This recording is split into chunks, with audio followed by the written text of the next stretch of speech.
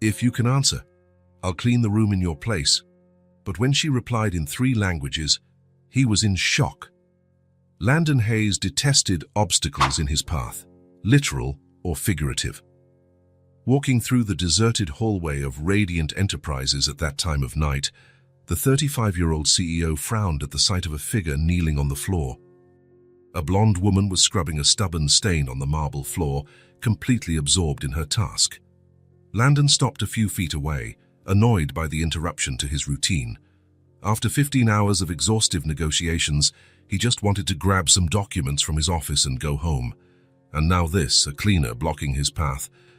"Couldn't this wait until morning?" he asked, his voice laced with the authority of someone accustomed to being obeyed immediately. The woman looked up.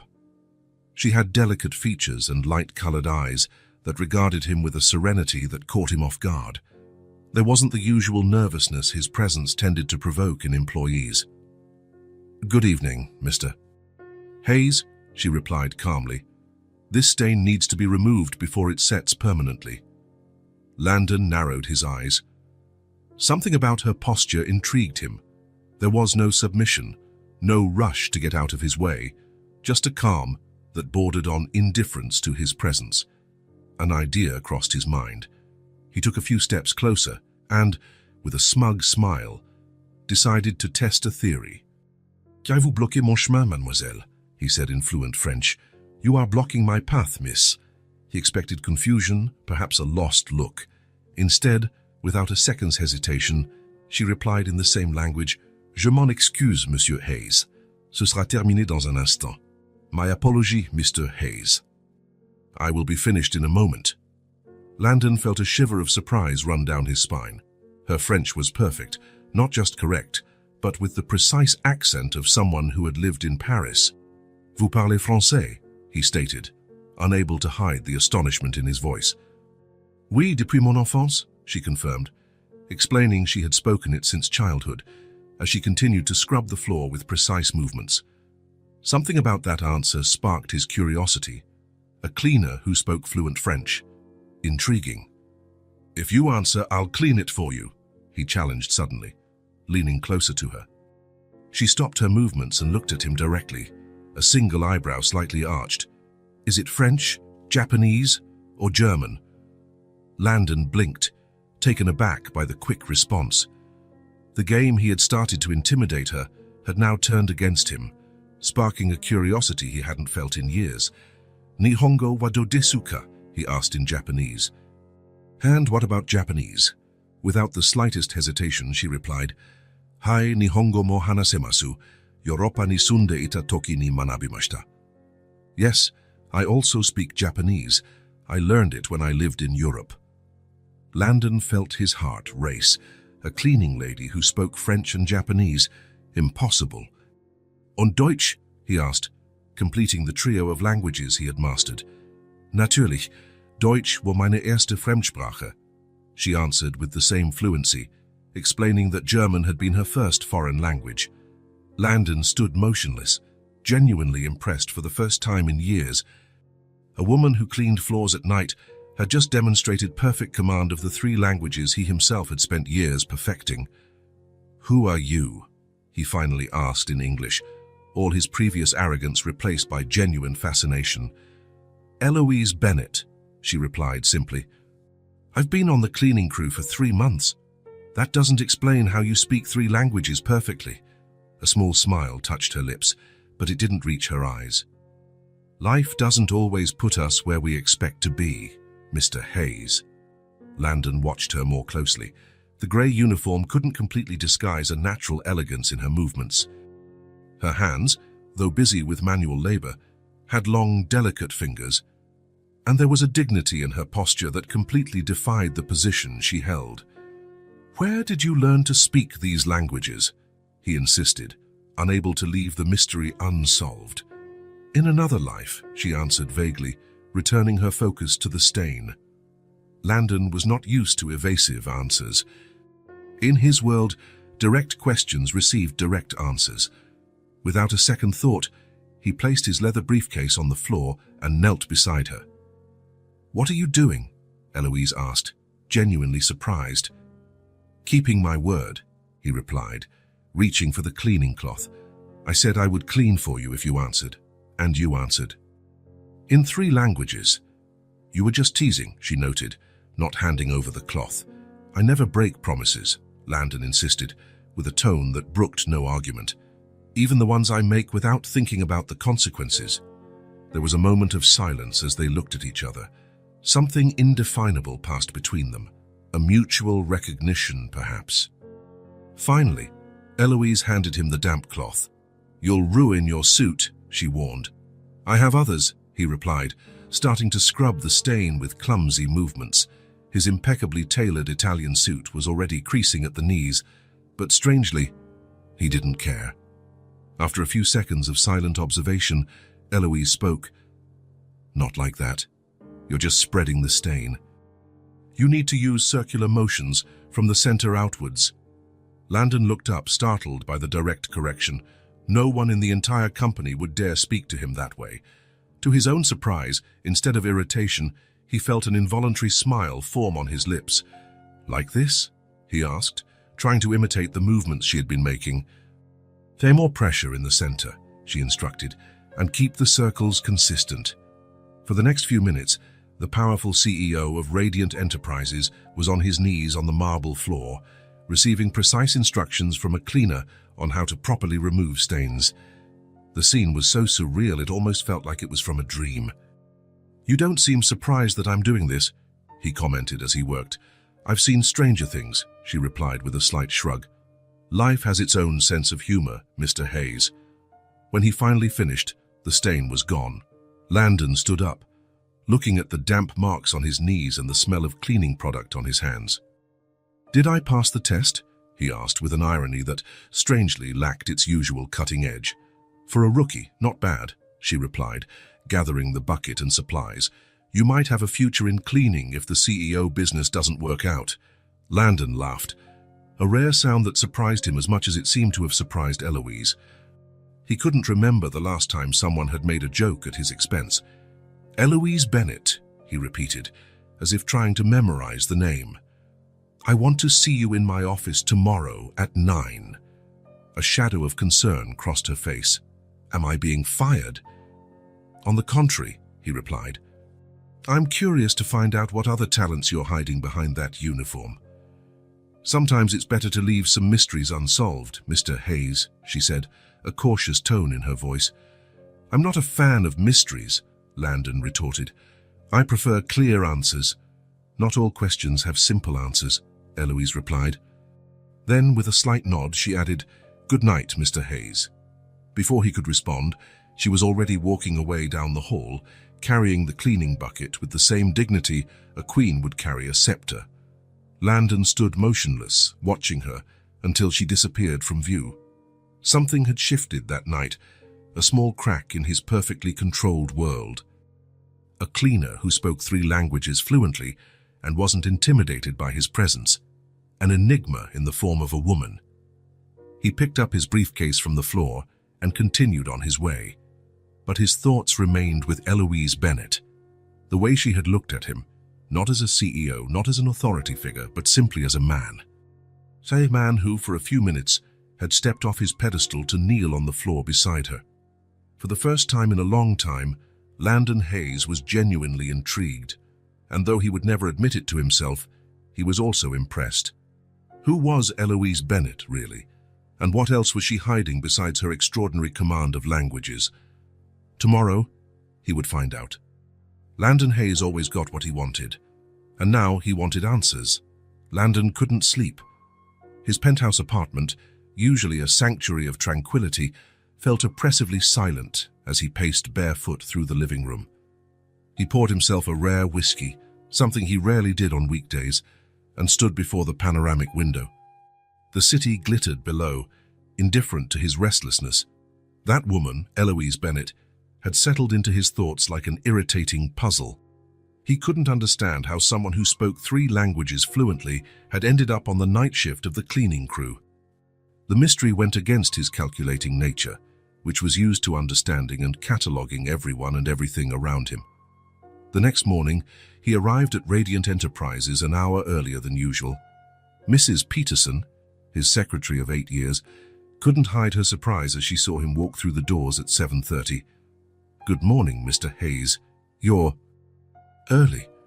I need you to locate someone for me," he replied bluntly. "Eloise Bennett. She works on the night cleaning crew." Mrs. Peterson adjusted her glasses, a flicker of curiosity crossing her professionally neutral face. "Right away, sir. Schedule a meeting for 9. In my office." Should I inform her of the reason? No. While he waited, Landon reviewed the file the HR department had sent over. It was surprisingly sparse. Hired 3 months ago, minimal references, lived in a modest neighborhood in an outer borough. Nothing that explained the 3 languages or the posture that didn't match the uniform. At 9 o'clock sharp, a soft knock on the door interrupted his thoughts. "Come in," he commanded, automatically assuming his CEO posture, straight back, neutral expression, analytical gaze. Eloise Bennett entered the office. Out of the grey uniform, she wore a simple navy blue dress that, while modest, fit her figure perfectly.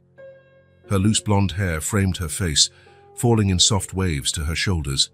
Without the tight bun from the previous night, she looked younger and, paradoxically, more sophisticated. "Good morning, Mr. Hayes," she greeted, her voice as calm as it had been the night before. "Have a seat," he instructed, watching her closely. Eloise complied, maintaining an upright posture with her hands resting calmly in her lap. She showed none of the usual nervousness that his office provoked in people. She simply waited, as if meetings with CEOs were part of her daily routine. "You intrigue me, Ms. Bennett," Landon began, deciding to get straight to the point. "Last night, I discovered that a cleaning staff member speaks 3 languages with perfect fluency. That has piqued my curiosity." "Understandable," she agreed, without offering any further explanation. A silence settled between them.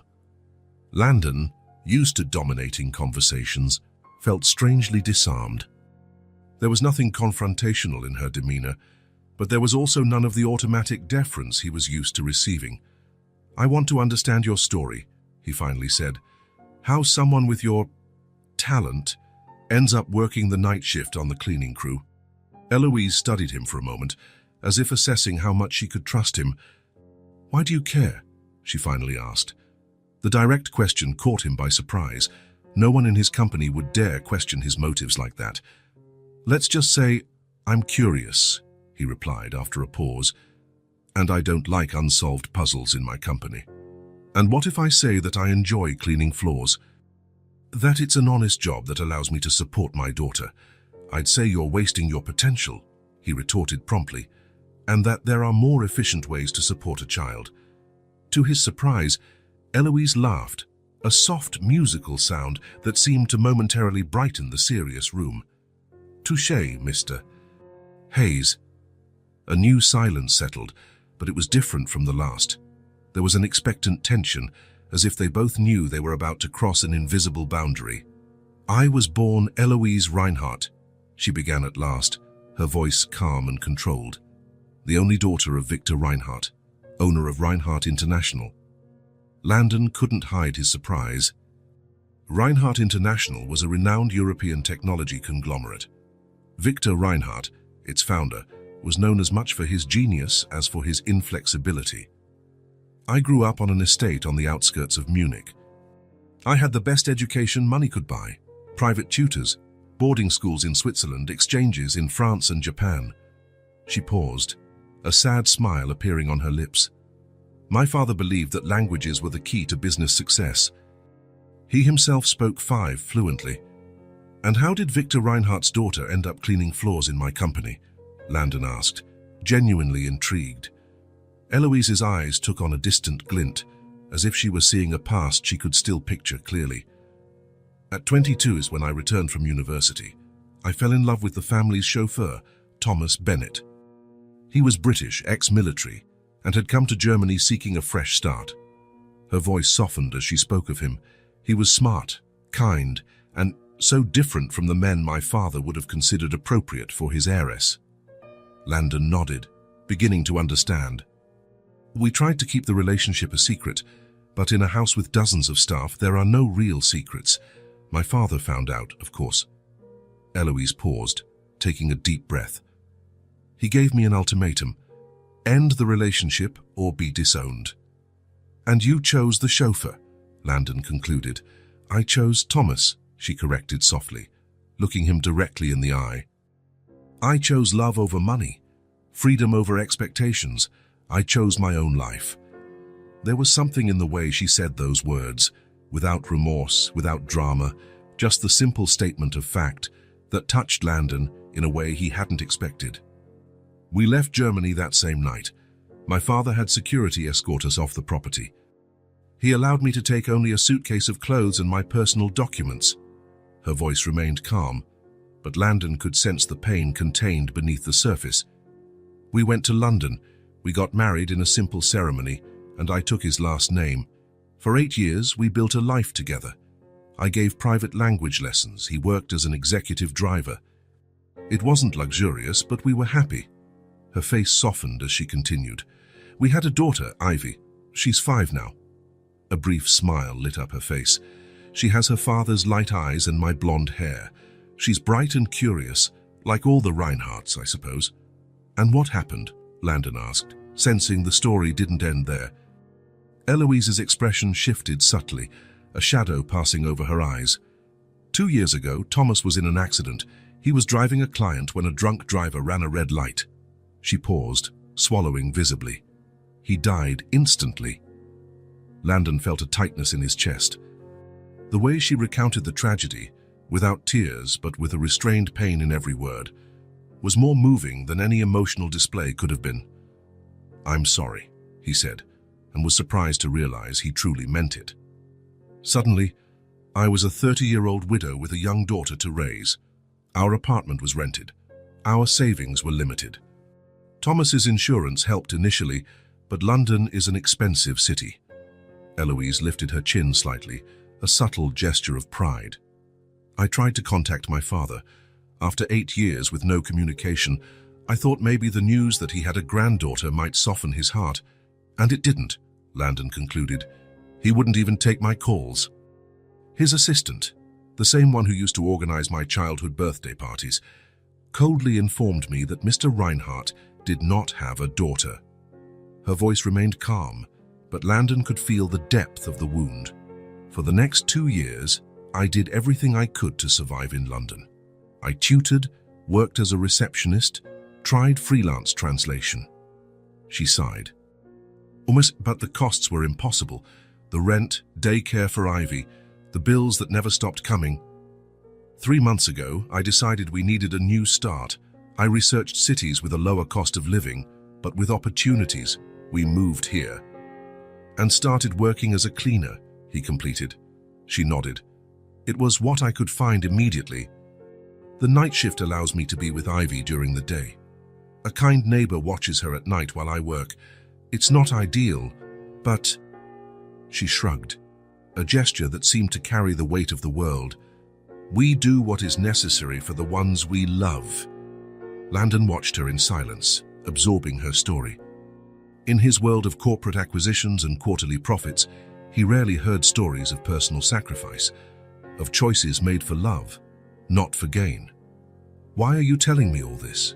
He finally asked. We barely know each other. Because you asked, she replied simply. And because, despite your reputation, last night you knelt on the floor to clean a stain that wasn't your responsibility. That suggests there might be more to Landon Hayes than the rumors indicate. Landon looked away, suddenly uncomfortable with how she seemed to see right through his carefully constructed facade. Can you prove this story? He asked, returning to the familiar ground of business. I have my degree from the University of Munich, certificates of proficiency in the languages, my marriage certificate, Thomas's death certificate. Her voice wavered slightly on the last phrase. So I can provide contacts who will confirm what I've said. Landon nodded, slowly twirling a pen between his fingers as he formulated his thoughts. Radiant Enterprises is expanding its operations in Europe and Asia, he said finally. We're looking for qualified interpreters to facilitate international negotiations. He looked directly at her. I would like to offer you a position as a corporate interpreter. Eloise blinked, clearly caught by surprise. Interpreter. The salary would be 5 times your current one. Regular business hours, full health insurance for you and your daughter, additional benefits. Landon spoke with the same precision he would use in any negotiation. So considering your skills, it would be a waste to keep you cleaning floors. A silence followed as Eloise watched him intently, as if trying to decipher his true intentions. Why would you do this for me? She finally asked. You barely know me. I'm not doing this for you, Landon replied with his characteristic honesty. I'm doing it for my company. Talents like yours are rare and valuable. I'd be a terrible businessman if I didn't seize them when they cross my path. Eloise smiled slightly, as if she appreciated his frankness. And Ivy, how would I care for her during the workday? We have a corporate daycare on the 5th floor. Employees in management positions are entitled to use it for free. She raised her eyebrows. Is interpreter considered a management position? It can be, he replied with a slight shrug. The rules are flexible for whomever I decide they are. Eloise studied him for a few more moments before speaking again. I appreciate the offer, Mr. Hayes. It's generous and unexpected. She paused.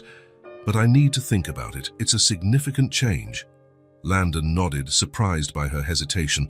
Most people would have jumped at an opportunity like that without a second thought.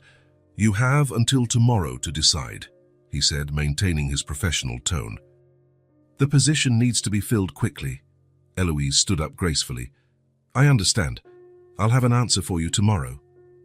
As she turned to leave, Landon felt an inexplicable urge to say something more, something not related to business.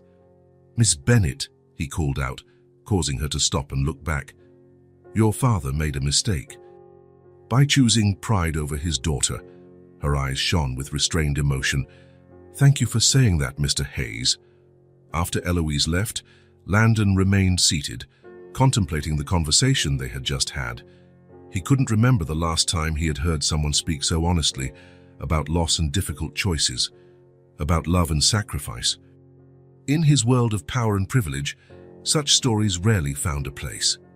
The people around him talked about mergers and acquisitions, market strategies and profits, not about broken hearts and promises kept at the cost of personal comfort. Without realizing it, Landon ran his fingers over the frame of the only personal item on his desk, an old photo of his parents, taken years before the divorce that had transformed his childhood. He remembered how his own father had chosen his business empire over his family, how he himself had followed a similar path, prioritizing power and control above human connections. Perhaps that was why Eloise's story had touched him so deeply. She had made the opposite choice, love over money, family over status. And despite all the hardships, there was a dignity in her posture, a peace in her eyes that Landon's money had never been able to buy. The next morning at precisely 9 o'clock, Eloise knocked on his door again. This time, she wore a simple black pencil skirt and a white blouse, modest, yet appropriate for a corporate environment. I accept your offer, she said simply as soon as she entered. Landon nodded, feeling a satisfaction that went beyond a simple professional victory. Excellent. The HR department is already preparing your paperwork. You officially start on Monday. In the weeks that followed, Eloise Bennett quickly proved her worth. Her first major contribution came during a video conference with Japanese investors, a negotiation that had been stalled for months due to cultural differences, as the international department had diagnosed. Eloise didn't just translate the words, but also the meanings behind them. She explained to Landon cultural nuances that the team was missing, suggested more appropriate approaches, and identified points of resistance that weren't being explicitly verbalized. When he says, we will consider it carefully, he's actually politely declining, she whispered to Landon during a break. We need to offer an alternative that allows him to accept without losing face. The deal was closed in 2 weeks, after 8 months of stalemate. Next came a partnership with a German tech company. Again, Eloise was instrumental, not just as a translator, but as a cultural mediator. She knew the German business mentality from the inside and could anticipate objections before they were even raised. The Germans value precision and detailed planning, she explained during a preparatory meeting. If we can provide an exact timeline with all steps clearly defined, they will feel much more comfortable with the partnership. Gradually, the employees at Radiant Enterprises began to notice the new interpreter. They commented on her intelligence, her Polish, her ability to simplify complex concepts. No one knew that, just a month earlier, she had been cleaning the same hallways she now walked with confident strides, and Landon Hayes, against all expectations, began to admire her, not just for her professional skills, but for something harder to define. Perhaps it was the dignity with which she carried her story, or the way she spoke, always direct, without the political games that infested the corporate environment. Or maybe it was simply because, for the first time in a long time, someone had broken through the armor he had built around himself. Not with force or cunning, but with something much rarer in his world, pure and simple truth. The corporate daycare at Radiant Enterprises was closed for renovations. The notice had arrived by email the previous evening, catching Eloise by surprise. Her neighbor, who occasionally watched Ivy, had gone to visit her daughter. With no alternatives, Eloise made a risky decision: she would bring Ivy to work. "You need to be very, very quiet, understand?" she explained to her daughter as she packed a small backpack with crayons, a drawing pad, children's books, and a tablet with headphones. "Mommy has a very important meeting today." Ivy nodded solemnly, her clear eyes shining with the entrusted responsibility. At 5 years old, she had a maturity that surprised even Eloise, a consequence, perhaps, of growing up with a single mother who fought daily to survive. "I'll be invisible," the little girl promised, placing a finger over her lips in a gesture of silence. They arrived at the company early. Eloise knew the building well, both from her time as a cleaner and now as an interpreter. She knew there was a small file room at the end of the 6th-floor hallway that was rarely used. She settled Ivy there, improvising a comfortable space between the shelves. "Mommy will come back to check on you whenever I can," she said, kissing the top of her daughter's blonde head. "Do you remember our deal? Stay quiet and don't leave," Ivy replied, already opening her drawing pad. "You can go, Mommy. I'm going to draw our dream house." Eloise smiled, touched by the little one's resilience. There was so much of Thomas in her. The same patience, the same unshakable optimism. "I'll be in the conference room at the end of the hall. If you need anything..." "I know, Mommy," Ivy interrupted with an exaggerated sigh of someone who had heard the same instructions dozens of times, only in an emergency. The morning went surprisingly well. Eloise managed to slip away twice to check on her daughter, finding her absorbed in her drawings, headphones isolating her from the outside world as she watched cartoons on the tablet. Landon Hayes was having a difficult day. The video conference with the German investors had been tense, with unexpected questions about the financial stability of a new project. He needed a few minutes alone to reorganize his thoughts before the next meeting. He decided to walk down the 6th floor, which was less busy than his own. As he walked along the silent corridor, a slightly ajar door caught his attention. It was unusual to find unlocked rooms on that floor. He approached to close it when he noticed movement inside. He stopped, surprised to see a small blonde figure sitting on the floor, surrounded by colored pencils. A girl of about 5 was drawing intently, headphones covering her delicate ears. Landon hesitated. Children were not allowed on this floor. In fact, children weren't allowed anywhere in the company outside of the daycare. He was about to look for a security guard when something about the girl's appearance made him pause. That blonde hair, it reminded him of someone. Without realizing it, he pushed the door slightly, causing it to creak. The girl looked up, her clear eyes widening when she saw him. She quickly removed the headphones, sitting up straighter. "You're the boss," she said simply, with no fear in her voice, only a statement of fact. Landon blinked, surprised by the direct observation. "And you're not supposed to be here," he replied, but without the severity he would normally use. "Mommy had nowhere to leave me," the girl explained, as if it were the most natural thing in the world. "The daycare is broken. Under renovation," he corrected automatically, still trying to process the situation, Suddenly, it all made sense. Your mother is Eloise Bennett.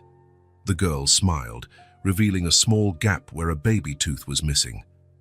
I'm Ivy, she introduced herself, holding out a small hand as if she were a miniature adult. Nice to meet you, Mr. Hayes. Landon took her hand, surprised by the formal gesture. Her hand disappeared completely inside his. How do you know my name? Mommy talks about you, Ivy replied, turning her attention back to her drawing. She says you're very smart and... She frowned, as if trying to remember the exact words, and demanding. Landon couldn't help a small smile. Or demanding, am I? She says it's good to be demanding when you're looking for quality, Ivy added, selecting a blue pencil.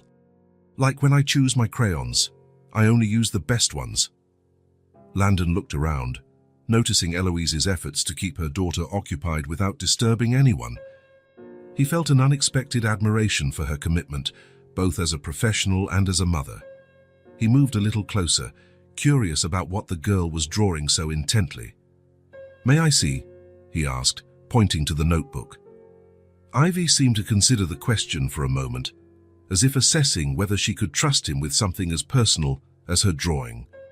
Finally, she turned the notebook towards him.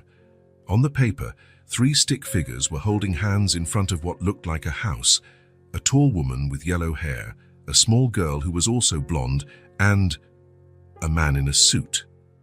Is that you, your mommy, and me? Landon asked, feeling something strange in his chest. Ivy nodded solemnly. It's you. But smiling much, she explained, pointing to the wide smile she had drawn on the male figure's face. I've never seen it, but I imagined it. Landon stood frozen, the girl's words hitting him like a punch to the gut. I've never seen it. Did he really never smile? And why had this child, who barely knew him, included him in her family drawing? Why did you draw me? He managed to ask finally, his voice hoarser than he intended. Ivy shrugged, with the disarming simplicity of children. Mommy smiles when she talks about you. And she didn't smile much before. Landon felt something hot and uncomfortable rise up his neck, an emotion he couldn't name, let alone control. This little creature, with a few words and a simple drawing, had penetrated deeper into his defenses than any adult had managed in years. At that moment, the door opened completely, and Eloise appeared, her face pale with worry. Mr. Hayes, I can explain, she began, clearly alarmed to find the CEO with her daughter. Landon stood up quickly, feeling strangely guilty, as if he had been caught doing something improper. Your daughter is very talented, he said, indicating the drawing, and quite articulate for her age. Eloise relaxed slightly, though concern was still visible in her eyes. I'm so sorry for bringing her. The daycare is under renovation and I had no one to leave her with. I promise this won't affect my work. Mommy, I showed Mr. Hayes my drawing, Ivy intervened, completely oblivious to the tension between the adults. He's in our family picture. Eloise's face flushed intensely. Ivy has a very active imagination, she explained quickly, avoiding looking directly at Landon. An awkward silence fell over them. Landon realized he was in uncharted territory. There were no corporate protocols or negotiation strategies that could guide him in this situation. The meeting with the Germans has been postponed until tomorrow, he finally said, opting for the safe ground of work. You can take the rest of the day to be with your daughter. That's not necessary, Mr. Hayes. I can complete the pending translations and...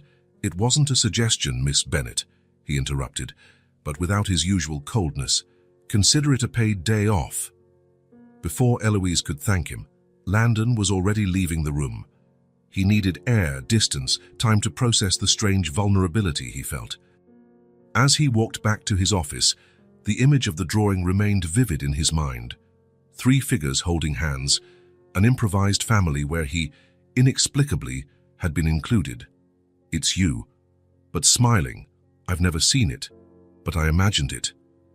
The child's simple words echoed in his mind, opening a crack in his carefully constructed armor.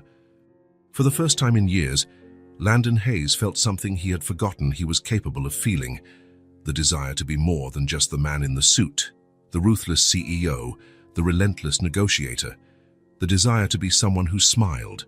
Something was different at Radiant Enterprises. Landon couldn't pinpoint exactly what it was, but the change was undeniable. The once silent hallways now carried lively conversations. Meetings that used to be tense flowed more naturally. Even the coffee in the break room seemed better, though it was the same as always. Sitting in his office on a Friday afternoon, Landon watched through the glass walls the movement of the company he had built with such dedication. Employees walked between departments with a renewed energy. An occasional laugh echoed down the hall, a sound that would have previously been considered inappropriate in the formal environment he himself had created. His secretary entered, after a quick knock on the door. "Mr. Hayes, the quarterly reports you asked for," Mrs. Peterson said, placing a folder on his desk. Before leaving, she hesitated. "If I may say so, sir, the company feels different lately." Landon looked up from the documents he was analyzing. "Different? How?" "More alive," she replied, choosing her word carefully. "The mood has improved. People are collaborating more.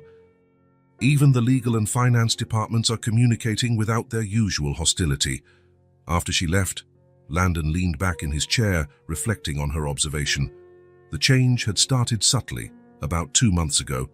Coincidentally, or perhaps not, right after Eloise Bennett was hired as the corporate interpreter. Eloise had integrated into the company with impressive ease.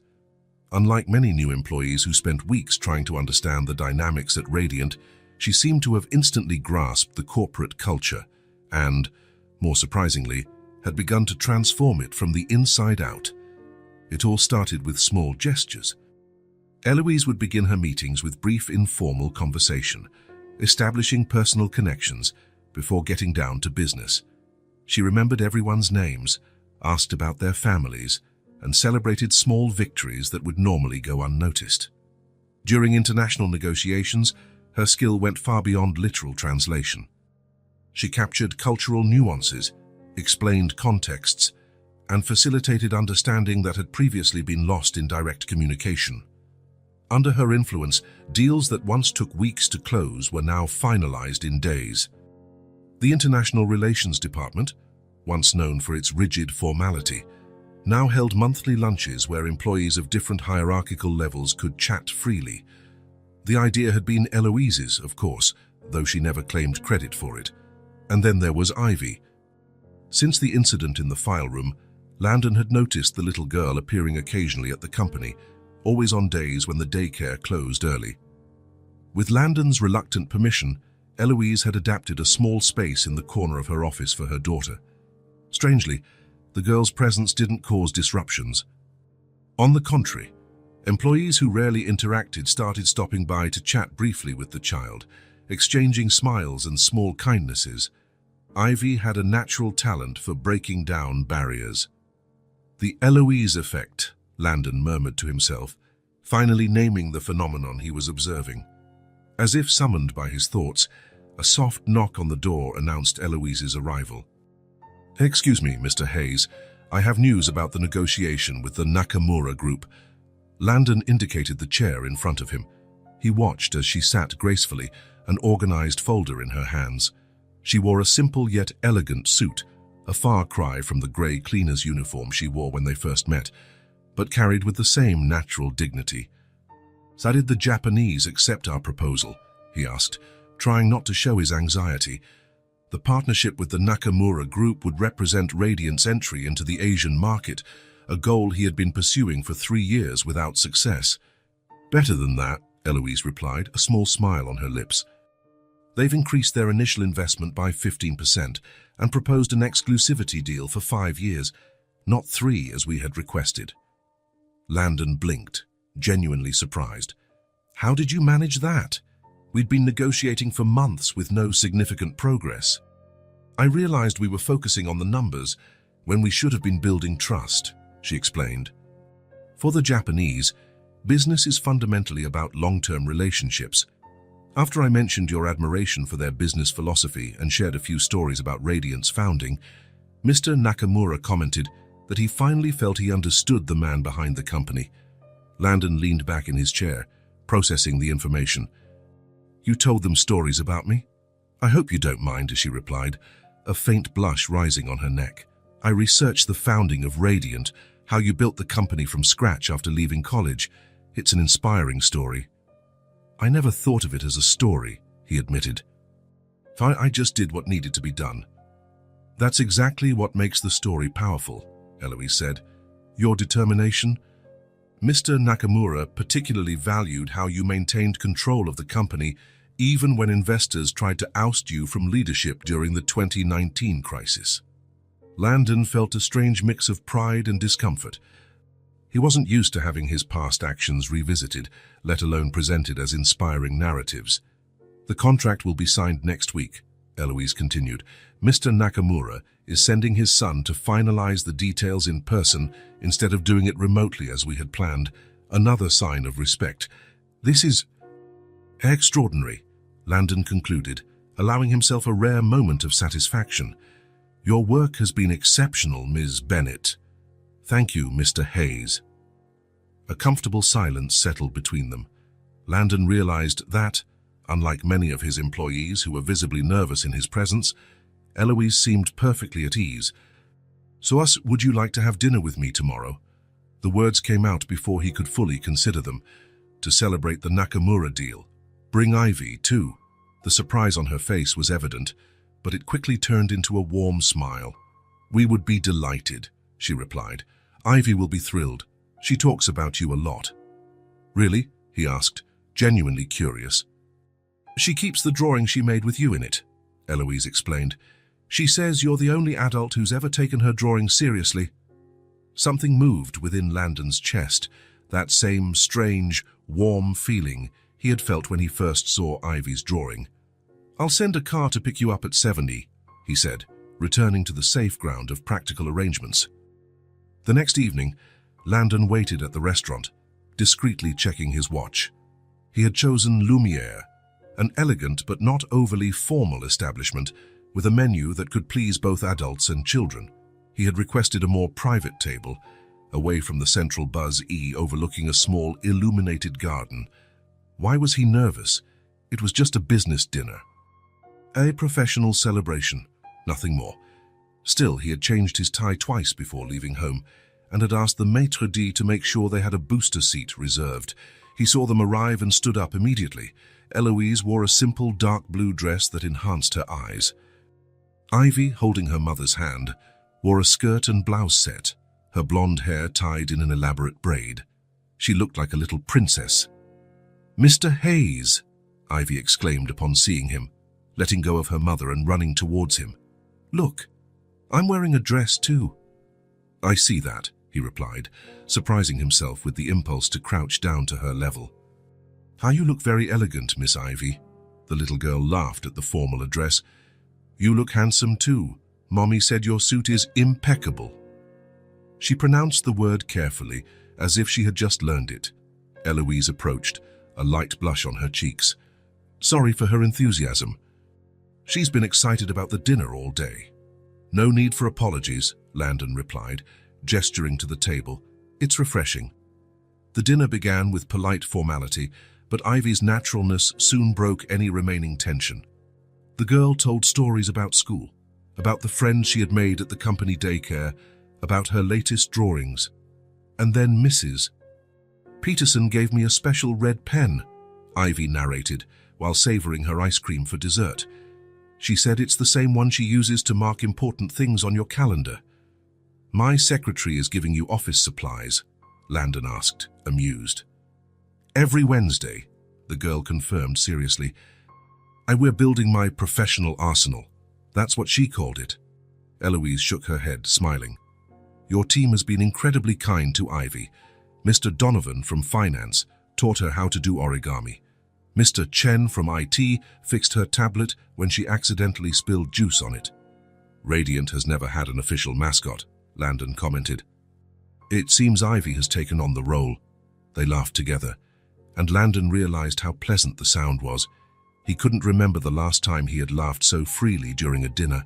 His social engagements were usually calculated, strategic, always with a clear professional goal. As the evening progressed, the conversations flowed naturally. Heloise talked about her childhood in Germany, the trips with her father to business meetings that had ended up inspiring her love for languages. Landon found himself sharing stories about the early days of Radiant, the sleepless nights working in his tiny apartment, the thrill of closing his first significant contract. "Don't you smile more when you tell those stories?" Eloise observed softly. "You seem more connected."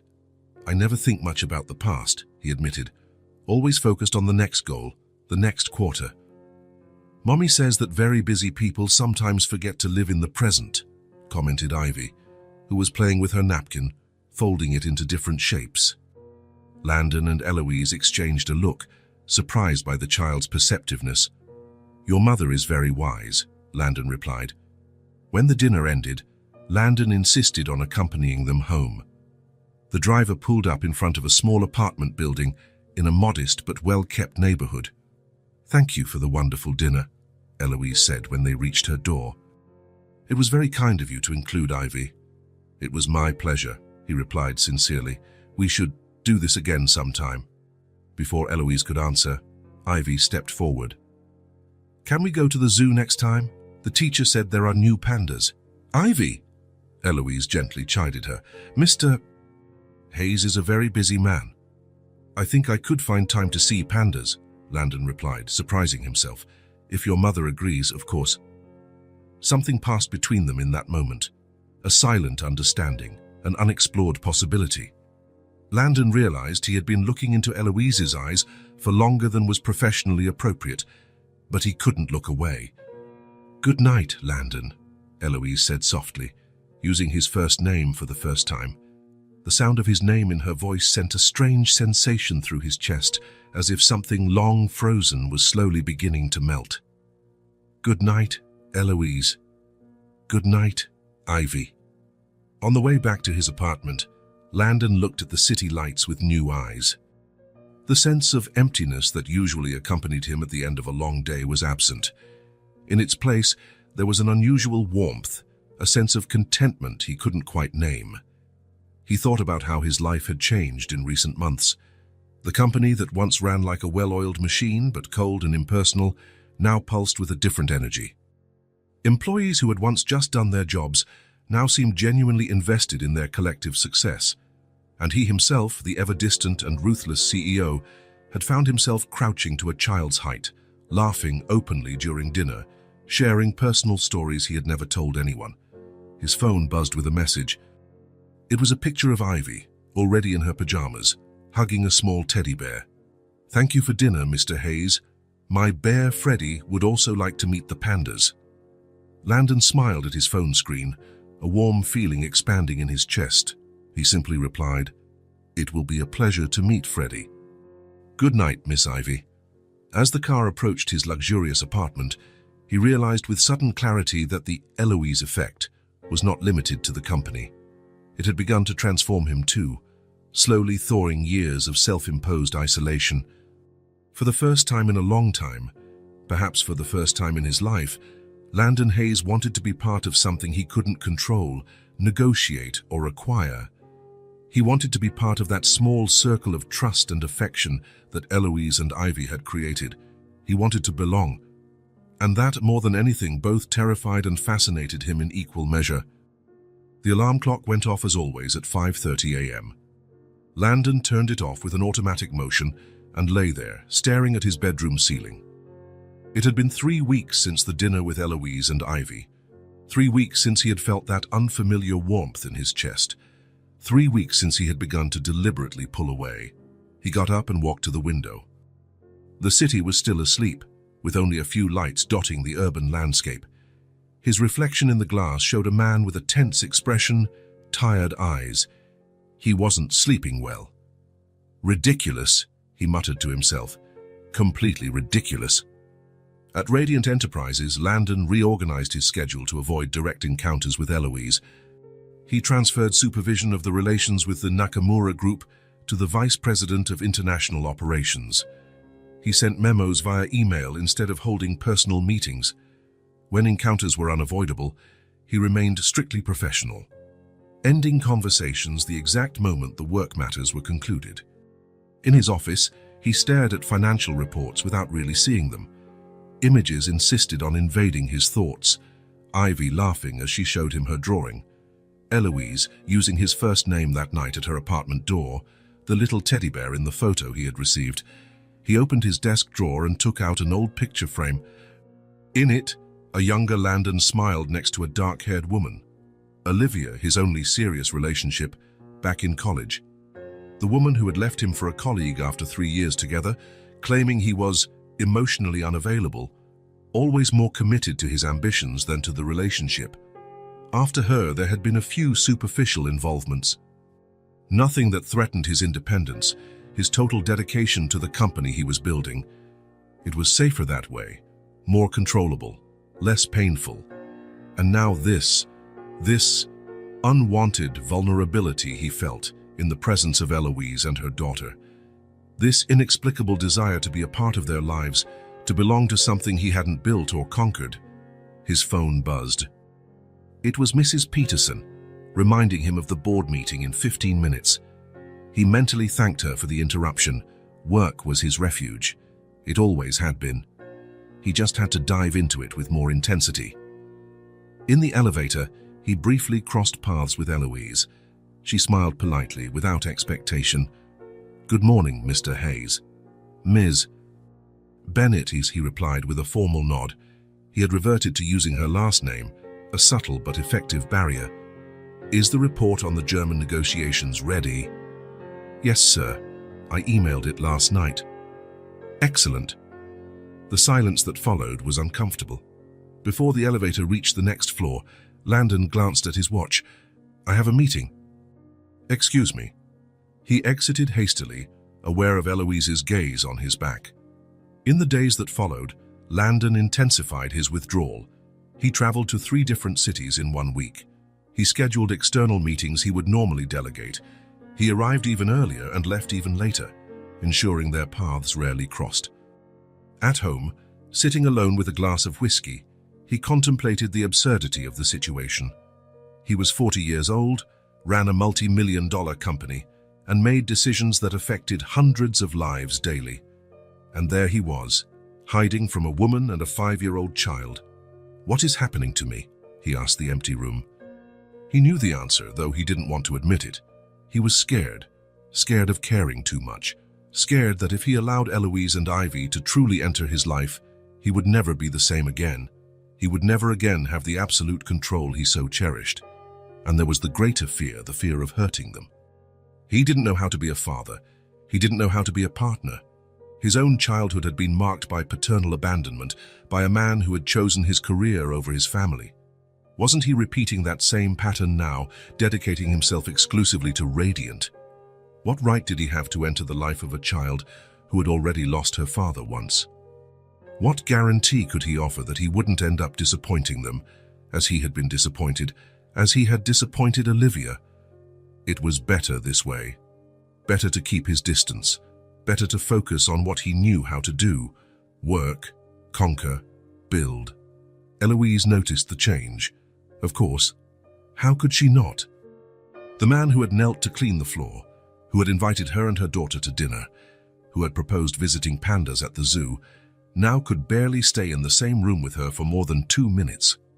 She didn't pressure him. She respected his space, his silence, his evident confusion. She remained professional, carrying out her responsibilities with the same competence as always. If she suffered from his withdrawal, she didn't show it. Only once, when she saw Landon practically change direction upon spotting her in the hallway, did she allow herself a sad sigh. Mark Chen from the IT department, who was walking beside her, noticed, "The boss has been strange lately," he commented. "More distant than usual, if that's even possible." Eloise just nodded, without elaborating. At home, while preparing dinner, she was surprised by Ivy's direct question. "Why did the boss disappear, Mommy?" Eloise almost dropped the spoon she was holding. How could she explain to her daughter something she didn't fully understand herself? "Mr. Hayes is very busy, sweetie. He has a lot of responsibilities." Ivy shook her head, unconvinced by the simplistic explanation. He promised to take me to see the pandas. And Mr. Hayes said he never breaks promises. Eloise sat down next to her daughter, brushing a blonde strand of hair from her face. Sometimes people get confused, Ivy. Even grown-ups. Does he not like us anymore? The question was so innocent, so direct, that Eloise felt a pang in her chest. That's not it, sweetie. I think sometimes people run away from what they want the most. Why? Ivy insisted, with the relentless logic of children. Because they want it so much, and that's scary. Ivy considered the answer for a few seconds, her little forehead furrowed in concentration. So he'll come back when he's not scared anymore. Eloise smiled, gently tapping her daughter's nose. Maybe. But we can't wait for that, right? We have a beautiful life, the two of us. Ivy nodded, seemingly satisfied with the answer. But before returning to her drawing, she made one last observation. He seemed less sad when he was with us. Eloise watched her daughter walk away, feeling a mixture of pride in her insight and sadness at the truth in her words. She was right, of course. Landon Hayes had seemed less lonely, less distant, when he had allowed them to get close, but it wasn't up to her to force that closeness.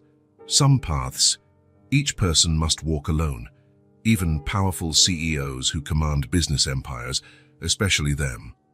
The morning began with a relentless rain.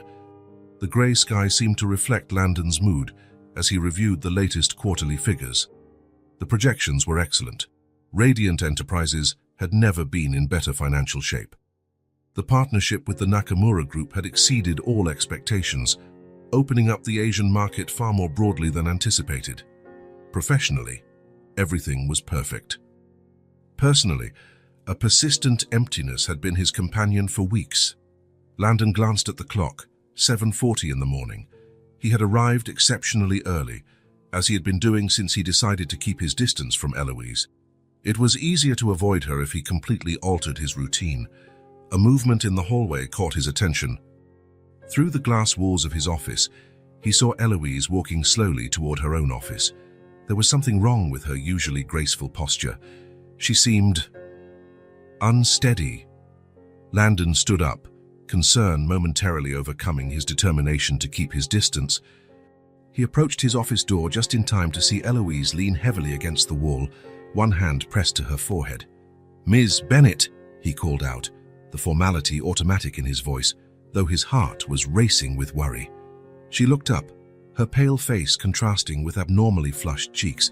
"I'm fine, Mr. Hayes." "Just a little." She couldn't finish the sentence. Her knees buckled and she would have fallen if Landon hadn't rushed to catch her.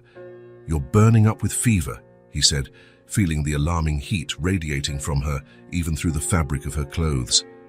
"I need to work," Eloise murmured, trying to straighten up. "The video conference with the Germans?" "Forget the video conference," Landon cut in, his tone admitting no argument. "You need a doctor, now." Without waiting for a reply, he put an arm around her waist to support her and used his free hand to call his secretary. "Mrs. Peterson, cancel my appointments for the rest of the day. And get my driver immediately." While they waited for the elevator, Landon realized Eloise could barely stand. Without hesitation, he scooped her up into his arms. She was surprisingly light. "That's not necessary," she protested weakly, though her head fell against his shoulder. "Don't argue," he replied, stepping into the empty elevator. A few early arriving employees watched the scene with astonishment. The always reserved CEO carrying the corporate interpreter, as if it were the most natural thing in the world. Landon ignored the stares. Nothing mattered, except getting Eloise medical help. In the car, she was shivering despite the feverish heat. Landon took off his own coat and covered her, adjusting the air conditioning. "Ivy," she murmured in a faint voice. "I need to pick up Ivy from school." "I've already arranged for that," Landon assured her. In truth, he had mobilized half of his HR department to ensure the little girl would be picked up and taken safely to the hospital. Just focus on getting better now. At the hospital, his influence ensured immediate attention. While doctors examined Eloise, Landon waited in the waiting room, pacing back and forth like a caged animal. Why was he so worried? Why did his heart feel like it was being squeezed in his chest as he waited for news? He knew the answer, though he had spent weeks trying to deny it. He cared about her, more than he should, more than was safe. Mr. Hayes, he turned abruptly. Mrs. Rodriguez, his HR assistant, stood at the entrance to the waiting room, holding the hand of a visibly frightened Ivy. She wanted to come right away, the assistant explained. Fabi couldn't convince her to wait anywhere else. Ivy looked at him with wide eyes, her small face tight with worry. "Where's Mommy? Is she very sick?" Landon approached, and for the first time since he had met her, didn't hesitate before crouching down to her level. "Your mommy is being taken care of by the best doctors," he said softly. "She's going to be okay." "Promise?" Ivy asked, her voice small and trembling. "I promise," he replied, surprised by the firmness in his own voice. "And I never break promises, remember?" Ivy nodded, but her clear eyes were still full of worry. "You disappeared," she said simply, the childish accusation hitting him like a well-aimed arrow. "Sire, but now you're back." Landon felt a lump in his throat. "Yes, I'm back, and I'm not going anywhere." A doctor approached at that moment. "Mr. Hayes, Miss Bennett has a rather serious case of pneumonia. We've started her on intravenous antibiotics, and she'll need to be hospitalized for a few days." "Can we see her?" Landon asked, feeling Ivy's small hand squeeze his. "Briefly, she needs to rest." The hospital room was private. Landon had insisted on it. Eloise was lying with her eyes closed, an IV line connected to her arm. She looked so fragile, so different from the confident woman he knew. "Mommy?" Ivy called softly, approaching the bed. Eloise opened her eyes slowly, a small smile forming on her lips as she saw her daughter. "Hi, my love. Are you going to get better soon?" the little girl asked, her voice full of concern. "Yes, I will," Eloise assured her, reaching out to touch her daughter's face. Only then did she notice Landon, standing a little behind. Their eyes met for a moment. "Mr. Hayes, you didn't have to—" "Yes, I did," he interrupted gently. "Rest now. We're here." The next few hours were a blur of activity. Landon coordinated everything from the hospital room, working on his laptop while Eloise slept. He arranged for meals for Ivy, made sure the medical staff was attentive to any changes, and even sent for some toys and books to entertain the little girl. In the afternoon, while Eloise slept under the effect of the medication, Landon tried to keep Ivy distracted. Together, they worked on a jigsaw puzzle he had sent for from the hospital gift shop. The girl's concentration was impressive for her age. "Your mum told me you like to draw," he commented, looking for a safe topic of conversation. Ivy nodded. "I do. But I also like puzzles. Mummy says I'm good at seeing how the pieces fit together." "She's right. You're very observant." The girl placed another piece in position before looking up at him. "Why did you stop coming to see us?" Mommy was sad. The direct question caught him off guard. How could he explain the complex fears and insecurities of an adult to a 5-year-old child? "Sometimes adults get confused," he finally answered. "Mommy said you were scared," Ivy said, surprising him with her perception. "But I didn't understand of what." "You're big and strong. What could scare you?" Landon looked at the sleeping figure of Eloise, and then back at the child patiently awaiting his answer. "Different things scare different people, Ivy. Some are afraid of the dark or of heights. And you? I'm afraid of losing important people." Ivy considered this for a moment. "But you can't lose us if you stay away. That doesn't make sense." The childish logic was flawless. Landon couldn't help a small smile. "You're absolutely right," or "It doesn't make any sense at all." In the evening, when the nurse suggested they go home, Ivy vehemently refused. "I'm not leaving Mommy alone in the hospital," she declared, with a surprising determination for someone so small. Landon intervened. "We're staying here." His tone brooked no argument. When the nurse began to explain the hospital rules, he simply asked, "Who should I call to authorize our stay?" "The director." Half an hour later, a comfortable sofa bed had been set up in Eloise's room. As the night wore on, Landon watched Ivy fight sleep, determined to keep vigil by her mother's side. He sat next to her on the sofa bed. "Your mom is going to be fine, Ivy," he said softly. "The doctors are taking care of her, and you need to rest too." "I'm scared," the little girl confessed, her voice barely a whisper. "What if she gets worse while I'm sleeping?" "I won't let that happen," Landon promised. "I'll stay awake and watch over both of you." Ivy studied him with an intensity that sometimes unnerved him, as if she could see right through him. Then, to his surprise, she leaned against his shoulder. "Can you be my real dad?" she asked, her voice soft with sleepiness. Landon felt his heart stop for a moment. The question, so innocent and yet so profound, struck him like a bolt of lightning. All his doubts, all his fears, seemed insignificant in the face of this simple request from a child. "I can be as much as you want me to be," he replied, the words coming directly from his heart, bypassing the usual filter of his rational mind. Ivy smiled, her eyes already closing. "Good," she murmured. "I've always wanted a dad." Minutes later, she was fast asleep, still leaning against him. Careful not to wake her, Landon settled her on the sofa bed and covered her. Then he turned his attention back to Eloise.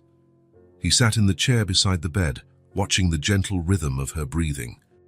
The doctors had said the fever was breaking, that the antibiotics were working. Still, he couldn't help but worry. "What have you done to me, Eloise Bennett?" he whispered to the sleeping figure. "How did you manage to tear down all my defenses?"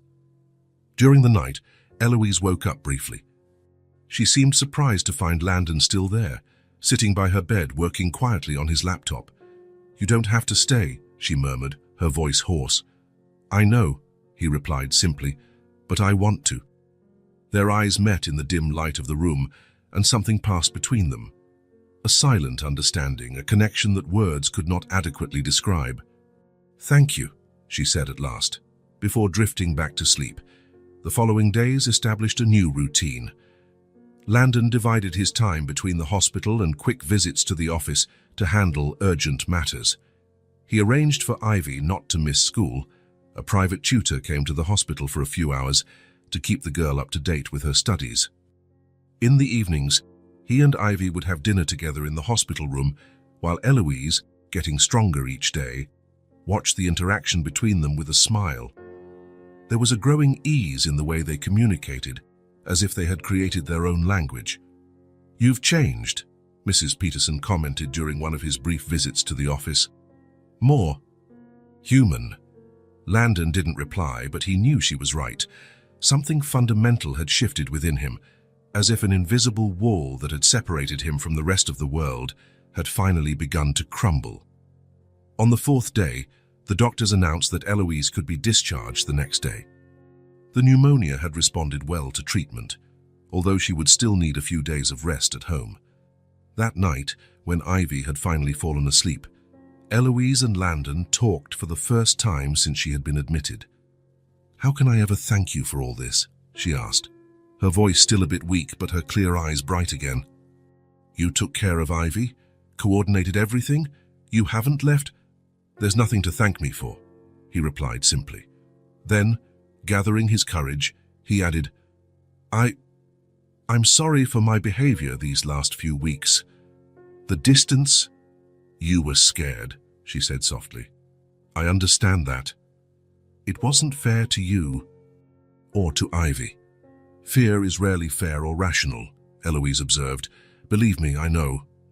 A comfortable silence settled between them. They didn't need many words. Something had fundamentally changed in these days of crisis, as if the layers of formality and hesitation had been completely stripped away. "Ivy asked me if I could be her father," Landon confessed after some time. For real?" Eloise didn't seem surprised. "And what did you answer?" "That I can be as much as she wants me to be." Eloise's eyes welled with unshed tears. "And how much do you want to be?" The question hung between them, heavy with meaning. Landon knew his answer would define not only his future, but the future of all three of them. "Everything," he finally replied. "I want to be everything to you both if you'll let me." The next afternoon, Landon was personally driving the car that took Eloise and Ivy home. He had insisted on picking them up from the hospital himself, dismissing his driver. At the small apartment, everything was prepared for their arrival. Landon had hired a team to deep clean the place, stock the fridge, and even place fresh flowers in vases. A nurse would come twice a day to check on Eloise's recovery, and a domestic assistant would take care of cleaning and meals for the next week. "You thought of everything," Eloise commented, visibly moved by the arrangements. "I tried," he replied with a small smile. Ivy ran through the apartment, excited to show Landon her room and her toys. It was the first time he had been in their personal space, and every detail revealed something new. The bilingual books on the shelves, Ivy's drawings taped to the fridge, the photos of Eloise with Thomas, few but carefully preserved. After helping Eloise get settled and making sure everything was in order, Landon realized it was time for him to leave. But as he reached for his keys, he felt a reluctance he could no longer ignore. Ivy, sensing he was about to leave, ran and grabbed his hand. "Will you be back soon?" Landon looked at the small hand holding his, then at the girl's hopeful face, and finally at Eloise, who was watching the scene with an expression that was impossible to fully decipher. It was as if something broke inside him, not painfully, but in a liberating way. All the barriers, all the fears, all the hesitations simply crumbled. "I love you," he said, the words coming out naturally, as if they had always been there, just waiting for the right moment. "With you, Eloise, I've found peace. With Ivy, I've found meaning." Ivy squeezed his hand tighter, a radiant smile lighting up her face. "You're my dad now," she declared with the absolute certainty that only children possess. Eloise approached, unshed tears glistening in her eyes. Without a word, she simply rose on her tiptoes and kissed him, a soft kiss, full of promise and a future that suddenly seemed perfectly clear for all of them. The new house shone under the autumn sun. Larger than the previous apartment, it was located in a quiet neighborhood, with tree-lined sidewalks and a small garden in the back. It had been carefully chosen by Landon and Eloise, a new beginning for the family they were now forming. 6 months had passed since the hospital episode, 6 months of profound changes, of discoveries, of building shared routines. Landon, who had always considered his penthouse merely a place to sleep, now understood the meaning of home. From the porch, he watched Ivy playing in the garden. The girl ran chasing soap bubbles that Eloise blew, her blonde hair shining like gold in the sunlight. Her laughter filled the air, a sound he had never imagined he could treasure so much. "Don't you seem thoughtful?" Eloise commented, sitting down beside him after Ivy became distracted by a butterfly. Landon smiled, lacing his fingers with hers. "I was just reflecting on how my life has changed in a year, from a lonely CEO to a family man. Who would have thought?" "Regrets?" she asked with a slight smile, already knowing the answer. "Almost never," he replied, leaning in to kiss her briefly. "Though I still find it surreal sometimes, as if I might wake up and find it was all just a dream." Eloise squeezed his hand. "It's not a dream. We're here." They sat in silence for a few moments, watching Ivy, who was now crouched down, examining something on the ground with intense concentration. "I received an email today," Eloise said at last, her voice taking on a more serious tone. "From my father's old assistant." Landon turned to face her. "Margaret?" "Yes. Apparently, my father had a mild heart attack last week. Is he okay?" Eloise nodded. "According to her, yes, he's recovering at home. It was just a scare, but..." Her voice faltered slightly. It made Margaret think that maybe it was time to try for a reconciliation. Landon watched the conflict on Eloise's face. He knew that expression well, the same one he had seen in the mirror for years when he thought of his own father. "What do you think?" she asked, her eyes seeking guidance. Landon took a deep breath. This was delicate territory, laden with complex emotions he knew intimately. For months, he had avoided talking about his own family past, even with Eloise. But now, seeing her internal struggle, he realized it was time to share that part of himself. "There's something I've never told you," he began, his voice softer than usual. "Tell me about my own father." Eloise shifted in her chair, giving him her full attention. It was one of the things he loved most about her, her ability to be completely present when someone was speaking. My father was a lot like yours in some ways. Very successful businessman, strictly with very specific expectations for his son. Landon paused, organizing memories he rarely allowed himself to revisit. When I decided to start my own company instead of taking over his, there was a rift. Harsh words were exchanged. Hurt pride on both sides. Eloise nodded silently, recognizing familiar patterns in the story. We kept our distance for years. Minimal communication, only on holidays and birthdays. I was building radiant, determined to prove I had made the right choice. His eyes drifted to Ivy, now sitting on the grass, drawing patterns with a stick. When I finally started to succeed, a part of me wanted to share that with him. To show him I had made it, in my own way. And did you? Eloise asked softly. Landon shook his head, a sad smile on his lips. I waited too long. There was always another acquisition to finalize, another contract to close. I told myself I would call on the next holiday, that I would visit on his next birthday. Eloise squeezed his hand, sensing what was coming next. And I got the call on an ordinary Tuesday. He had suffered a massive stroke during the night. He died before I could get to the hospital. Landon's voice faltered slightly. I went years without truly talking to my father. We had a fight and he passed away before we could reconcile. I carry that weight to this day. He turned to face Eloise directly, his eyes meeting hers. You still have that chance, if you can reconcile with your father. Eloise was silent for a long moment, absorbing his words, the weight of his story. She remembered her own father, the man who had raised her alone after her mother's death, who had provided her with the best education, who took her on business trips with him when she was a little girl.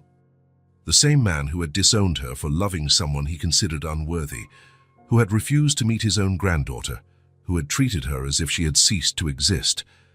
I don't know if I can, she admitted finally.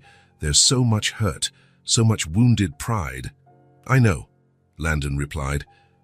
But I wonder, every day, what it would have been like to have that last conversation, to say that, despite our differences, I still loved him, that he was still my father. Ivy came running towards them, interrupting the conversation with her childish energy. Look what I found, she exclaimed, showing them a small rock with colored specks. It looks like a treasure map. Eloise smiled, brushing a strand of hair from her daughter's face. It's beautiful, sweetie. We'll put it in your collection. As Ivy ran back to explore more of the garden, Eloise remained thoughtful. Landon's words echoed in her mind, mixing with memories of her childhood. Her father teaching her to ride a bike, reading her bedtime stories, holding her hand at her mother's funeral when she was only 8. Maybe, she said finally, her voice almost a whisper. Maybe it's time. 3 days later, they were at the airport. Eloise's decision had been made after long conversations with Landon and a careful explanation to Ivy about who her grandfather was and why they had never visited him. Will he like me? Ivy asked as they waited to board, her small hand holding her mother's tightly. Impossible not to like you, Landon replied, adjusting the bow in the girl's hair. Eloise smiled, grateful for his presence. Thank you for coming with us. We're a family, he replied simply. We face things together. The trip to Germany was long but smooth. Ivy proved to be an excellent traveler, dividing her time between drawing and watching movies and asking endless questions about the country where her mother was born. Munich greeted them with a clear sky and mild temperature. From the taxi window, Eloise watched the familiar streets go by, a mix of nostalgia and apprehension growing in her chest. It had been over 10 years since she was last there. The Reinhardt estate was located on the outskirts of the city, an imposing mansion surrounded by meticulously manicured gardens. When the taxi stopped before the gates, Eloise felt her heart race. Are you sure you want to do this? Landon asked, noticing her hesitation. She nodded, squeezing Ivy's hand. I am. The intercom was answered by Margaret's familiar voice. Seconds later, the gates opened automatically. It's like a castle, Ivy exclaimed, her eyes wide as they walked up the driveway to the main entrance. Margaret was waiting for them at the door, a woman with graying hair and an impeccable posture who had been Victor Reinhardt's personal assistant for over 3 decades. Her usually impassive face softened when she saw Eloise. "Willkommen zu Hause, Fräulein Eloise," she said in German. "Welcome home, Miss Eloise." "Thank you for arranging this, Margaret," Eloise replied in the same language. She introduced Landon and Ivy, noticing how the assistant's eyes lingered on the little girl. "He's in the library," Margaret informed them. "He's been waiting for you since early this morning." The library had always been Victor Reinhardt's sanctuary, a spacious room with floor-to-ceiling shelves filled with leather-bound volumes. Eloise hesitated at the door, memories flooding her mind. How many times, as a child, had she found refuge there, reading beside her father on quiet afternoons? Victor Reinhardt was sitting in his favorite armchair near the window. The sunlight illuminated his austere profile, highlighting how the years had passed. He looked older, more fragile than she remembered. Upon hearing the door open, he turned slowly. "Eloise," he said, his deep voice slightly trembling. "Father," she replied, keeping her distance. His eyes shifted to the small figure beside her. Ivy, usually so talkative, was unusually quiet, curiously observing the man who was her grandfather. "And this is," he began, unable to finish the sentence. "Your granddaughter," Eloise completed. "Ivy Bennett." Something changed in Victor's face, an emotion Eloise had never seen before, a vulnerability completely foreign to the man she had known, his eyes filled with unshed tears. "She looks like you," he finally said. "When you were her age." Eloise nodded, feeling her own resolve begin to waver in the face of her father's evident emotion. Victor stood up with some difficulty, leaning on a cane. He approached slowly, stopping at a respectful distance. "I made the worst mistake of my life that day," he said, his voice little more than a whisper. "I let pride speak louder than love, and I've spent 10 years paying for it every single day." Eloise remained silent, the words caught in her throat. "Kayaki, I don't expect your forgiveness," Victor continued. "I know I don't deserve it, but I need you to know." His voice broke.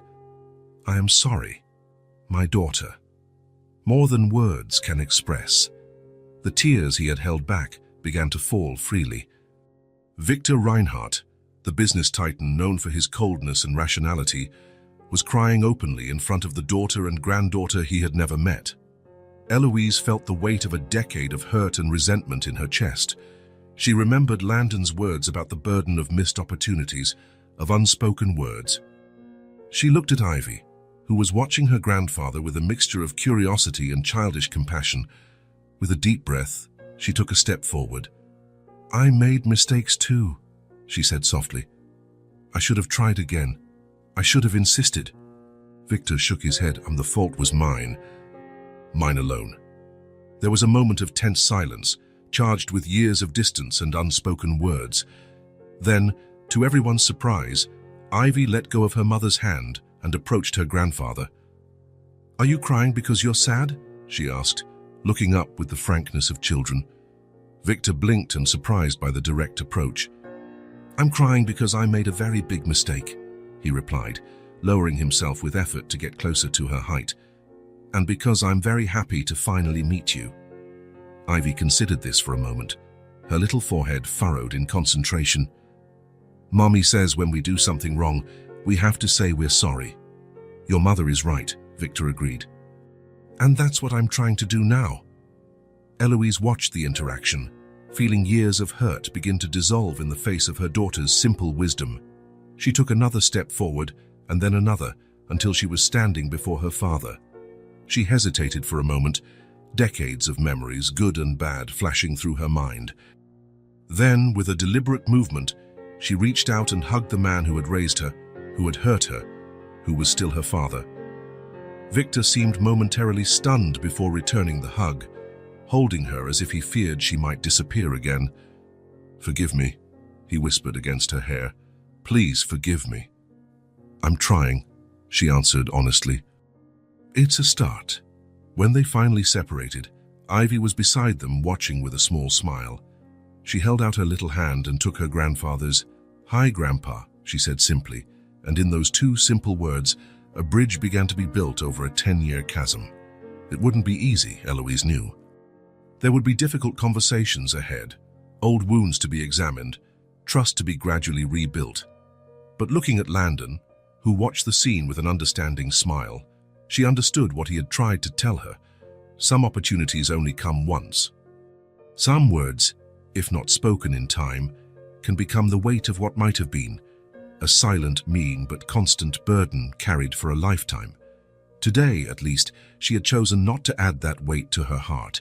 Spring had arrived with all its force, turning the park into an explosion of colors. Flowers bloomed in carefully planned beds, trees displayed new and vibrant foliage, and the sky was an almost impossible shade of blue. Landon ran alongside the small bicycle, holding the seat to maintain balance as Ivy pedaled with determination. Her pink helmet, perhaps a little too big for her head, wobbled slightly with each movement. "I'm doing it," she exclaimed, her face lit up by a smile that revealed the gap of a newly lost tooth. "You're doing great," Landon encouraged, subtly reducing his support without her noticing. "Remember to look forward, not at the pedals." Sitting on a nearby bench, Eloise watched the scene, a sense of fulfillment warming her chest. She had never imagined, in that hallway at Radiant Enterprises almost 2 years ago, that the arrogant CEO who had challenged her in 3 languages would become the center of the small universe they shared. Life had changed in ways none of them could have predicted. After reconciling with her father, Eloise had accepted a position as Director of International Relations at Radiant, coordinating the company's European expansion. Victor Reinhardt, recovered from his heart scare, now traveled regularly to visit them, eager to make up for lost time with his granddaughter.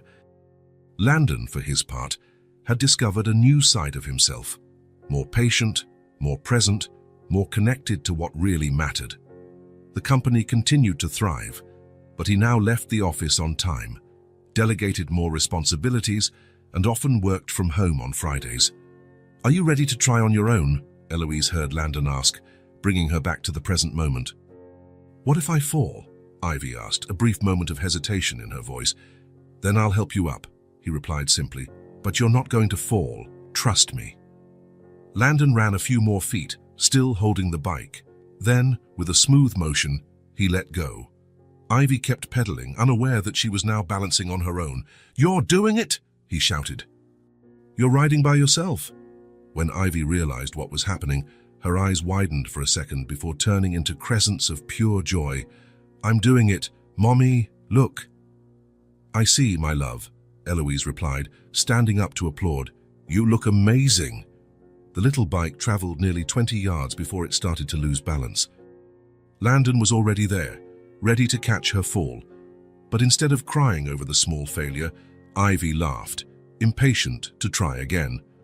"One more time," she requested, adjusting her helmet. "I'll go further this time." 3 days later, the 3 of them were sitting in the small classroom along with other parents. Ms. Lawrence, Ian Ivy's teacher, had invited families to the special essay day, when each child would read their writing on a meaningful topic. "Today," the teacher began, "our children will share essays about their families. They've been working on this for 2 weeks, and I must say I was impressed by the depth they've shown." One by one, the children stood up. They talked about family traditions, about older siblings, about grandparents who told stories, about vacation trips. When it was Ivy's turn, she walked confidently to the front of the room, holding a sheet of paper decorated with colorful drawings on the borders. She smiled broadly before beginning to read, "My family isn't like everyone else's. For a long time, it was just me and my mum. My first dad, Thomas, went to heaven when I was very little. I don't remember him much, but Mommy says he had blue eyes like mine and loved to tell stories." Eloise felt Landon's hand squeeze hers. They had decided from the beginning that Thomas would always have a place in Ivy's life, that his memory would be honored and preserved. Then, we met Landon. He was Mommy's boss and he seemed very serious, but one day he saw my drawing and he didn't laugh. He understood, and when Mommy got very sick, he took care of us. Ivy looked up from the paper, meeting Landon's gaze before continuing. "My dad is not my dad by blood, but he's my dad anyway because he stayed. because he takes care of me. Because he chose us, and we chose him too. Landon swallowed hard, an unexpected emotion tightening his throat. Eloise squeezed his hand harder, silent tears sliding down her face. The teacher said that family is made of people who share the same blood, but I think family is made of people who share the same love. And that is much more important. When Ivy finished, the room erupted in applause. She gave a small bow, her smile radiant, before running back to sit between Eloise and Landon. "Did you like it?" she whispered to Landon, her eyes seeking approval. He hugged her tightly, unable to find words for a moment. "It was perfect," he managed to say finally. "See, just like you." As they left the school, walking hand in hand under the golden afternoon light, Eloise reflected on her daughter's simple but profound words. They hadn't just rebuilt a life after loss and disappointment, they had created something new, a family forged not by obligation or circumstance, but by deliberate choice, by conscious love. A family that they had chosen.